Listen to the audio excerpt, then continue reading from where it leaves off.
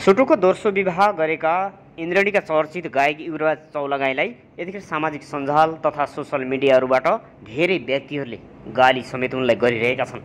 कतिपयले बधाई दिइरहेका छन् भने कतिपय व्यक्तिहरूले गाली समेत गरिरहेका छन्। किनकि श्रीमती बितेको 1 वर्ष नपुग्दै उनले दोस्रो विवाह गरेको भन्दै यतिखेर निकै आलोचना भइरहेको छ। उनले गायिका रिना केसीसँग विवाह भर्खरै गरेका हुन्। सामाजिक सञ्जालमा यसै विषयलाई लिएर टिका टिप्पणी भइरहेको छ। श्रीमती बितेको छोटो समयमै उनले दोस्रो विवाह गरे। त्यही समाजमा केही व्यक्तिहरूले आफ्नो श्रीमतीको शालिग समेत बनाएर पूजा गरेका छन् भने तर युवराज चौलागाईले भने तुरन्त अर्को विवाह गरे। तर उनको आवश्यकता थियो या बाध्यता थियो त्यो त उनलाई मार्दै थाहा होला।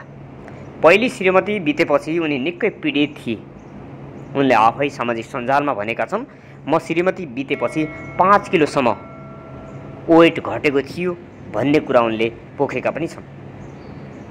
केही व्यक्तिहरूले सामाजिक सञ्जालमा यस्ता प्रश्नहरू गरिरहेका छन् र यस्ता टिका टिप्पणी गरिरहेका छन्। तपाईँहरू हेर्न सक्नुहुन्छ। श्रीमतीको चिन्ता परेको आत्माभिर्तदेखि थियो भने 1 वर्ष दिने काम नसकिकन दुबोको माला लगाएको छोरी मान्छेको महत्त्व नबुझ्ने पुरुष प्रधान समाज सुटिङ नै भएको भए नि अरूले गर्दा हुने थिएन र। त्यसपछि अर्को जनाले लेख्नु भएको छ, बाबु बधाई छ, तर छोरी मान्छेले चाहेर पनि श्रीमान मरेपछि दोस्रो बिहे गर्न छिट्टै मन लाग्दैन।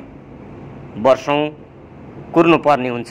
तर पुरुषहरूलाई 1 वर्ष नपुग्दै विवाह गर्नुपर्ने कस्तो समाज भनेर एकजना अर्कोले लेख्नु भएको छ।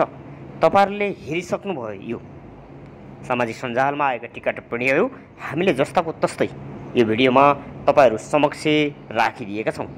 तपाईँहरूलाई कस्तो लाग्यो?